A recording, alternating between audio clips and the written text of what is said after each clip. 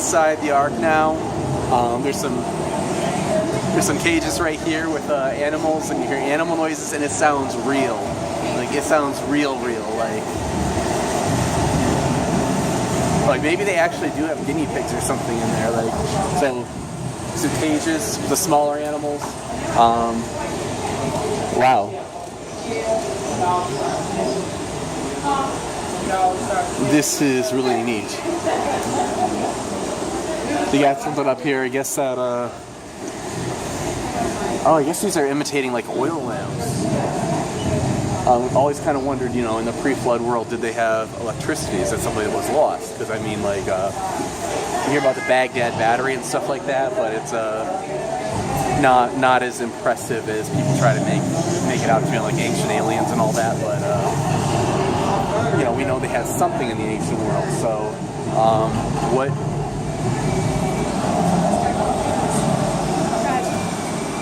Thank you.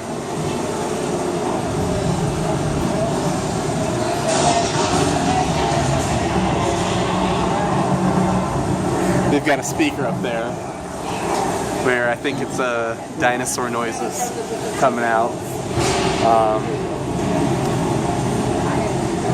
And wow. Being artistic license.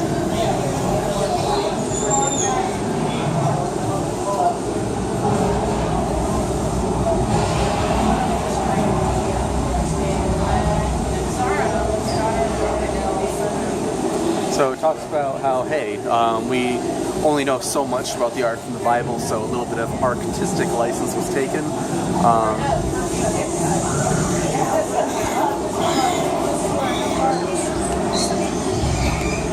Trying to see if there's anything moving around in there.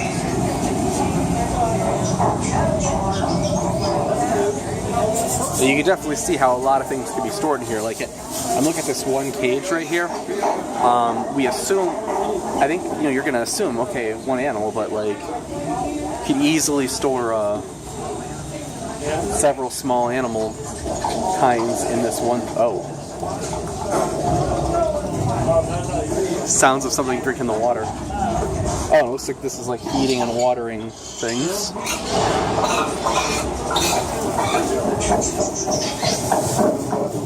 That one sounds very much like something's running around inside. Oh, and you're hearing, like, I think water on the outside. So apparently the flood's already here.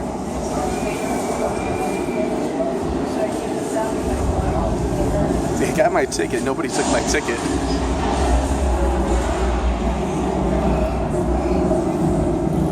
I'm gonna go ahead and put this right back in my pocket then.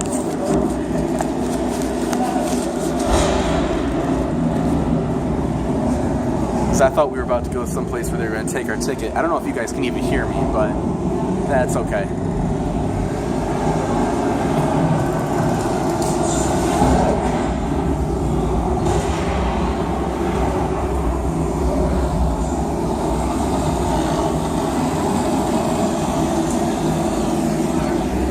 Yeah, this part of the Ark is a little dark. Dark in the Ark.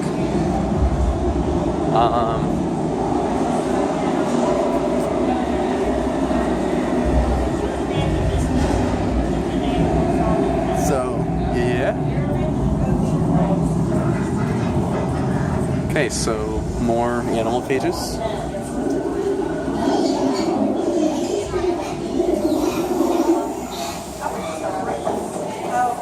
Lots of animals chatting around inside. Oh, and here's I'm guessing these are it's a museum. I guess you can touch. I mean, there's no do not touch sign, so I'm thinking this is where fresh water's stored. And think about how much of that could actually have been recycled. Because, like, even people might dismiss that and say it's silly, but I mean, ancient people built the pyramids. You know, these giant, huge, multi-ton stones, you know, end up fitting perfectly, you know, with one another. So, I mean, something like this is not so out of the question, even by what we know about the ancient world. Oh, so there's many things over here.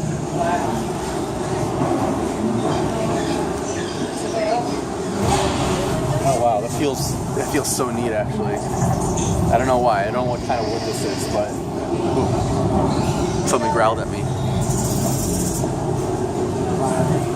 I'm sure there's not actually anything in there. I think that it would be a bit much at this point.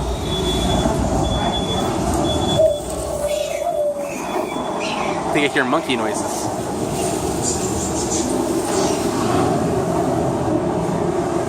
It'd be really neat if they put like a little like animal puppets inside.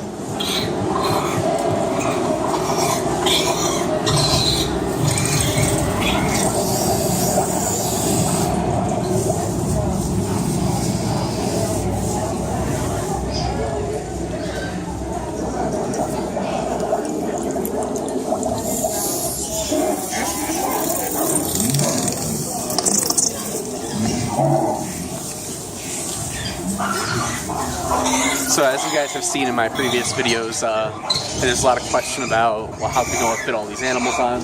Well, it would not have required as many as people tend to think. You know, like I talked about, we talk about felines, think about lions, tigers, house cats. Like in our mind, we think of these as being very distinct groups of animals, but in reality, it's almost like talking about a Doberman versus a German Shepherd. Now, obviously, it's a little more broad than that, you know, because it's probably more. I'm sure it's more difficult to have a lion breed with a house cat than a large dog with the two different breeds of dog, of course. But and of course, you have chromosome numbers, things like that. But I go into that in more detail because obviously there's a whole bunch of that to get into, and I went into that in previous videos. Go check them out because it's the same concept, but there's more detail involved. Anyway, I'm not here to do that today. I'm going to keep looking around. I think I accidentally just took a picture of myself.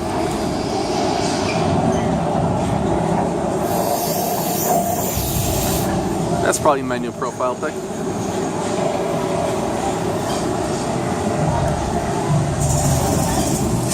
Oh, wow. Noah is over here.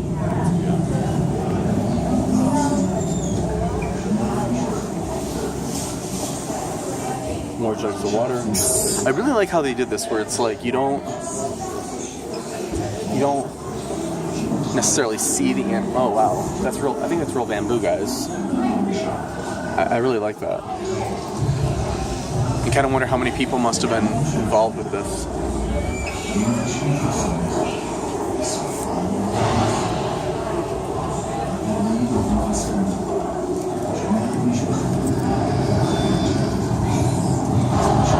We got Noah over here praying in what sounds like Hebrew. Apparently it would be antediluvian. Apparently I can't say antediluvian Hebrew.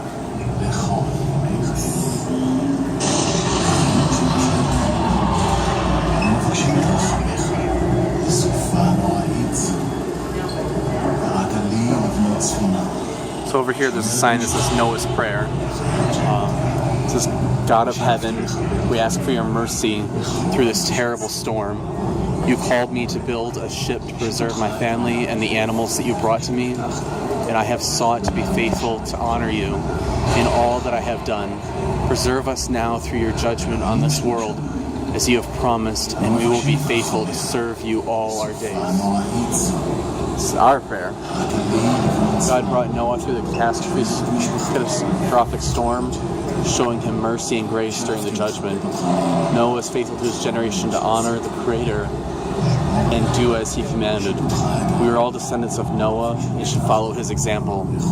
Our storm of judgment is coming, and the Lord has offered mercy and grace through his Son, Jesus Christ. Honor the God of heaven and earth. Follow him and live forever. קראת לי לבנות ספינה, לשמר את משפחתי ואת החיות שהבאת אליי, ושאפתי לכבד אותך נאמנה בכל מה שעשית. You know, it's interesting. I was just at a lecture with Dr. John Sanford, and we found from phylogenetic mapping of both the mitochondrial of mitochondrial DNA that every human being on Earth is descended from one woman. And then later, we're all descended from 3 women. And that's something I've probably mentioned before. But we also found we have the same thing with men with the Y chromosome. So, not just mitochondrial DNA, we also, with Y chromosome, we found that we all are descended from one man, who's been called Y chromosome Adam, who should be called Y chromosome Noah. But then later, we're all descended from just 3 men. So there's 3 main groups of the Y chromosome in the world. Now if that's not incredible, then I don't know what is.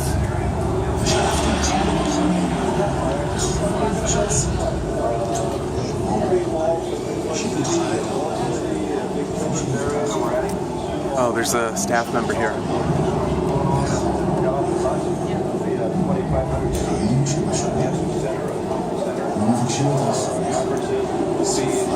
And somebody just said it costs, I think they said $3 million to build the boat. I think the entire Ark Encounter, 40 million. So 40 million for the ship. Oh, here's some bags, some food, and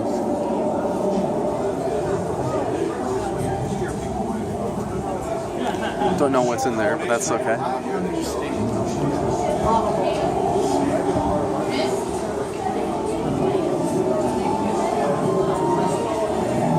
The reptiles and amphibians.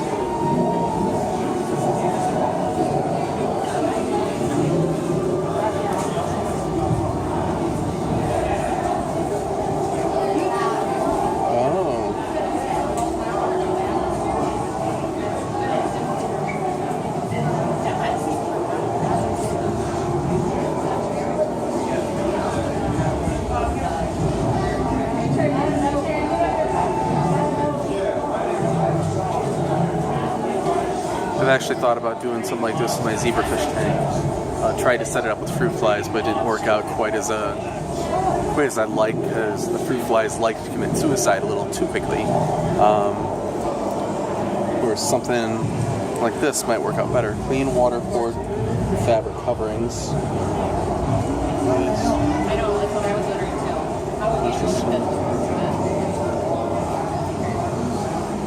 Smaller varieties.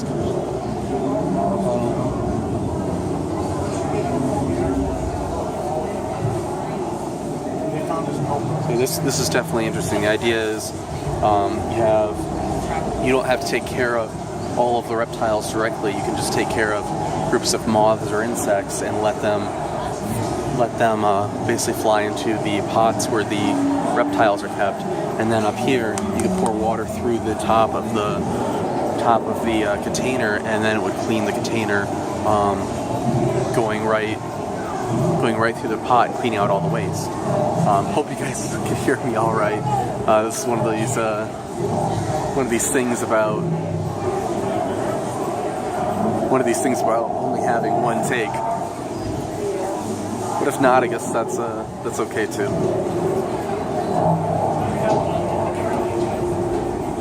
Ooh, there's a sign over here. I'm gonna love this. It says, I have 99% of all species gone extinct. And it says, we are frequently told that 99% of all species that have ever lived on Earth are now extinct. This number is severely inflated, being based on the evolutionary assumption that living creatures have been going extinct at an estimated rate for approximately 3.5 billion years. Including microorganisms, roughly 1.8 million species have been documented, and it is assumed that between 2 to 14 million more species currently exist.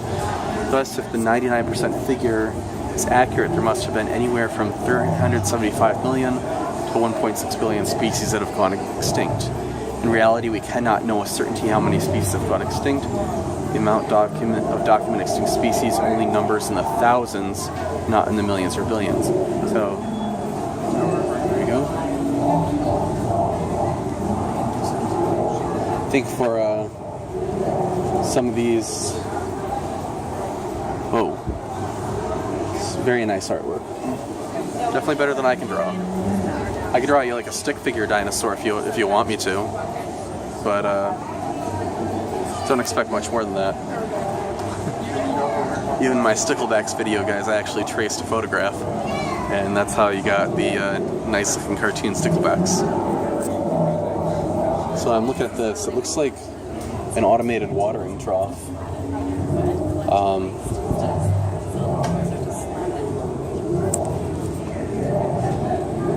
It's a big watering tank.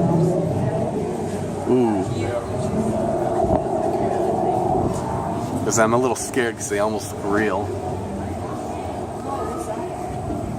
It's a watering tank for this. So, status presumed extinct. Dimetrodon.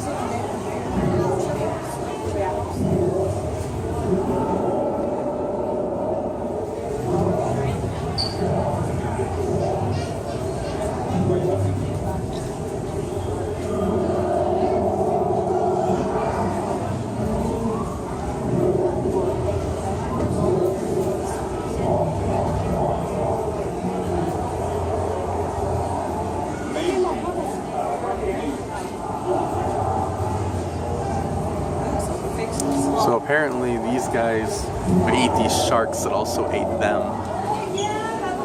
So, kind represented by Dimetrodon.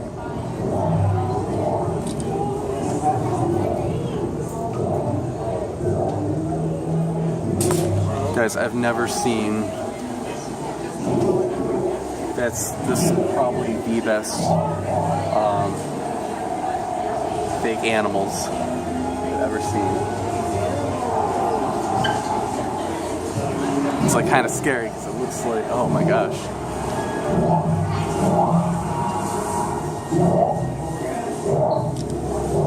He has a very tiny head. Feel free to go ahead around me if you want. Sorry. Or I'll move over here. Oh, okay. Sorry.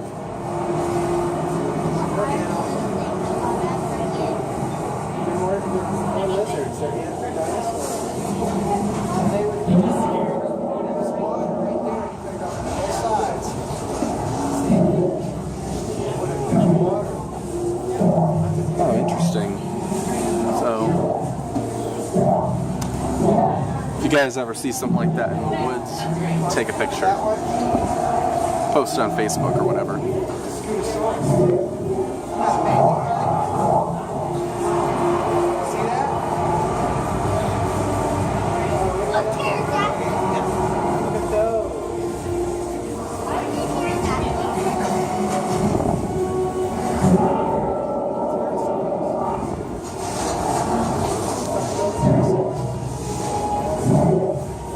Okay. So they think these animals might have been semi-aquatic. I guess I kind of, I'm taking they'd be like alligators or crocodiles. That would be bad. Like, dang.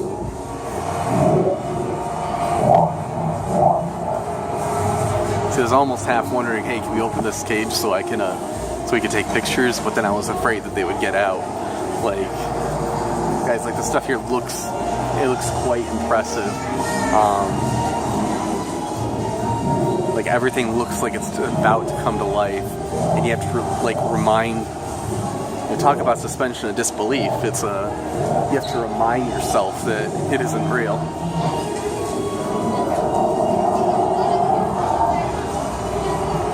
All right.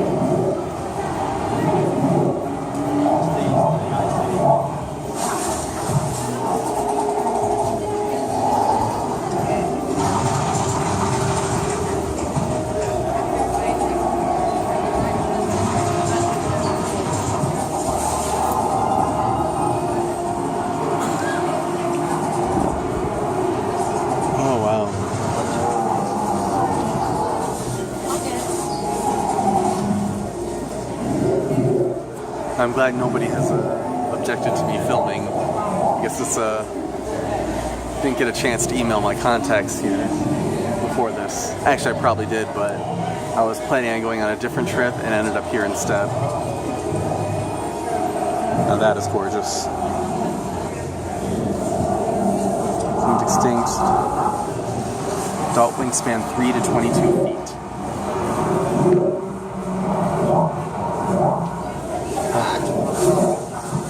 That's an out of control hair right there.